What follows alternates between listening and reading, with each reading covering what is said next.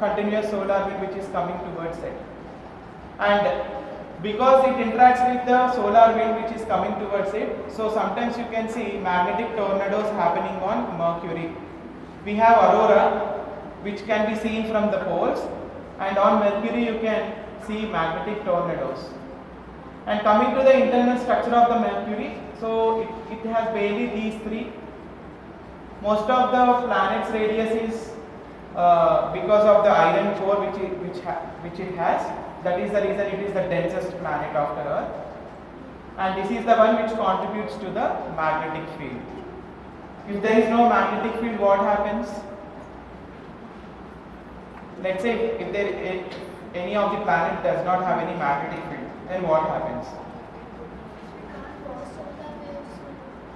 The solar wind roasts the planet. It will continuously affects the planet. Okay.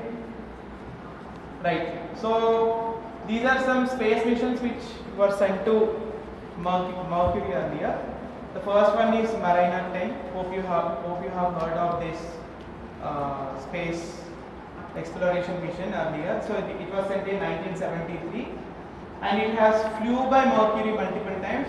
And this is the one which gave us very close-in shots of the Mercury. See, whenever we send space missions to different planets, they will be for different purposes. There will be flybys. Flyby is like what? It will just fly very close to the planet. It will never land on that planet. There are something called as rovers. So they will land on the planet and they will move on the planet.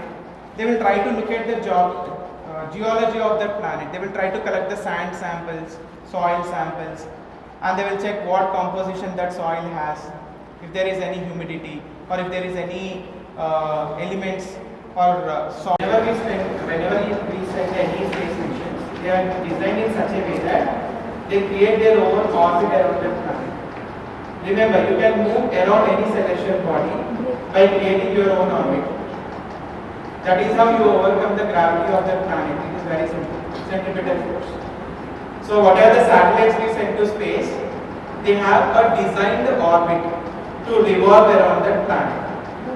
Earth is orbiting around the sun for the same reason. Sun has a huge gravitational pull.